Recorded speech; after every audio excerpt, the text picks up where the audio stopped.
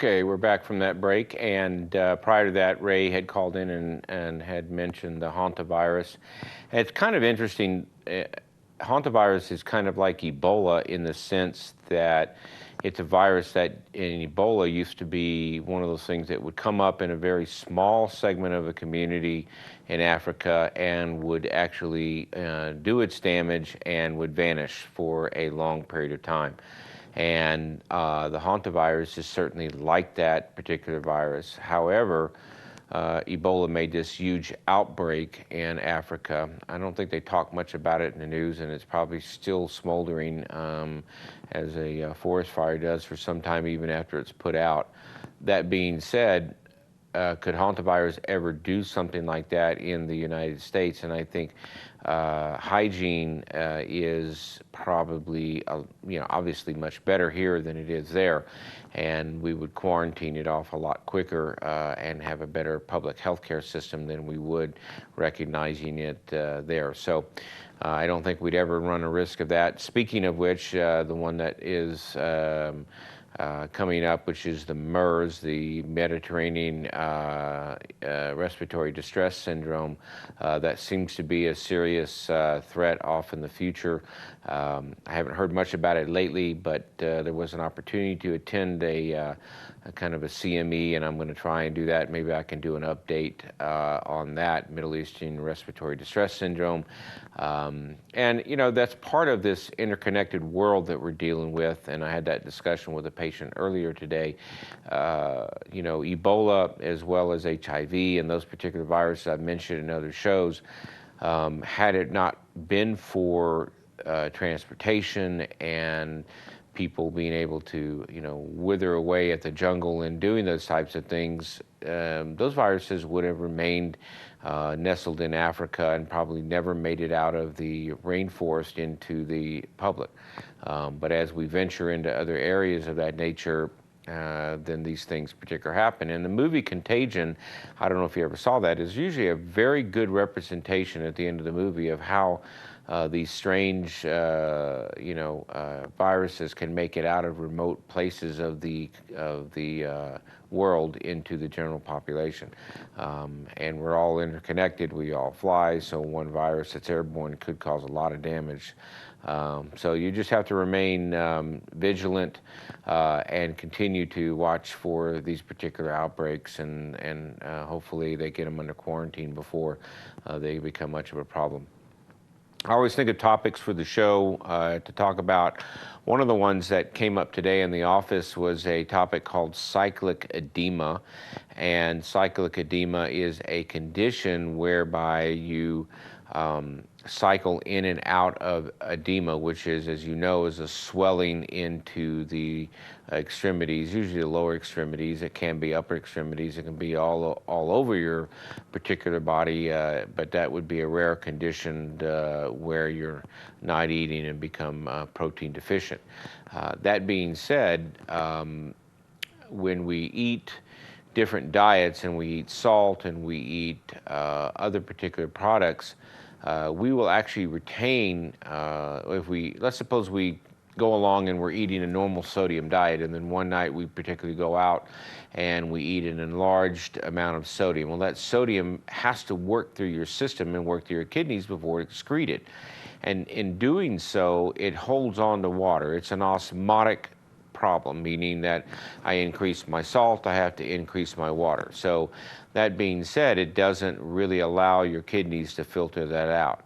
And in women who have noticed this, either with hormonal changes or other things, they'll notice that their legs and their feet begin to swell, and they'll go to the doctor and they'll ask for some diuretics. And of course, the doctor, being the servant of the community and wanting to help people, will say, yeah, here's your hydrochlorothiazide, or here's your diuretic, and take it for when you basically have this swelling.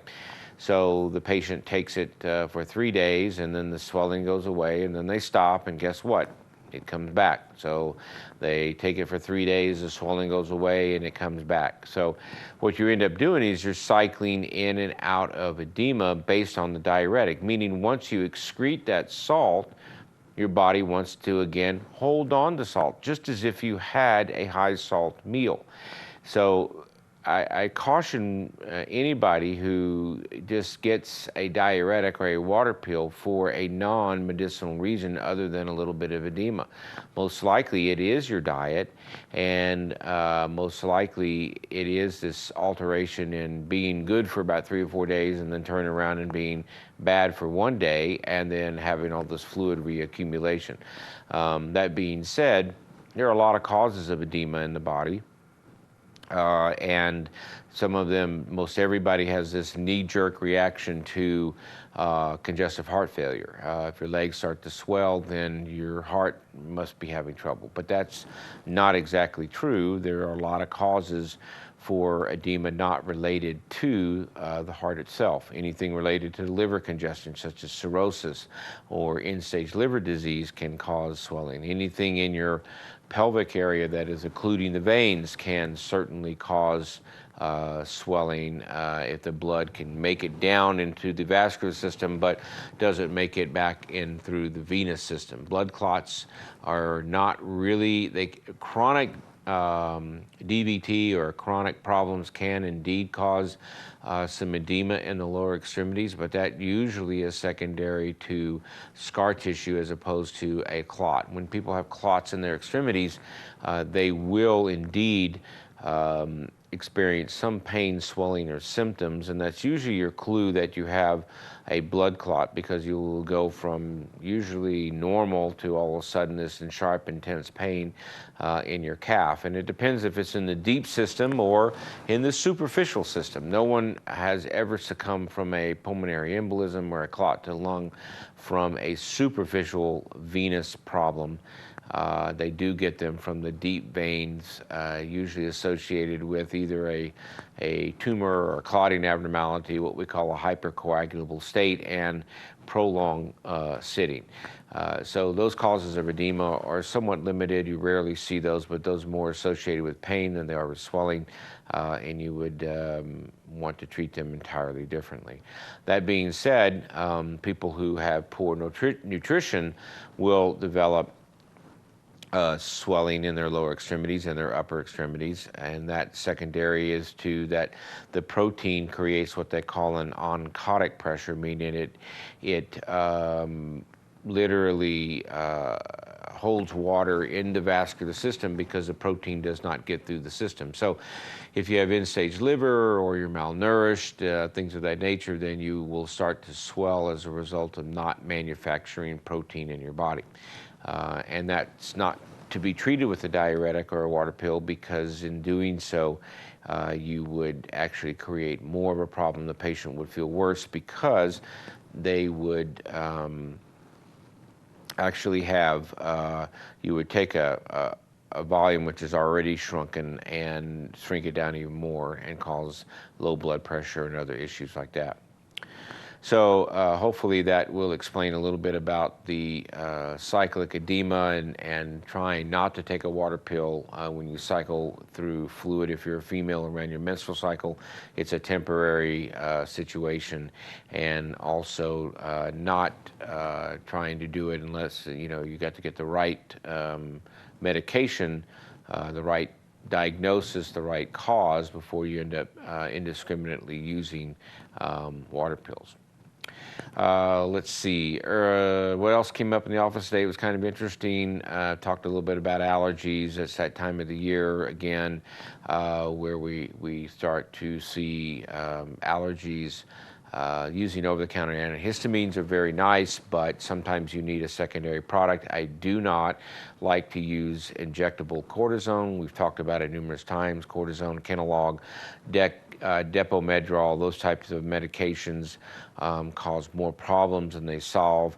I prefer to use an antihistamine with a late phase reactant like Singulair or Alkylate, one of those drugs, to help fight the late phase of an allergic reaction. So be reminded that you'll start to see a little bit more of that as the weather starts to change in the springtime. And we've had a fair amount of rain, so expect to have a pretty green winter or early, basically, fall.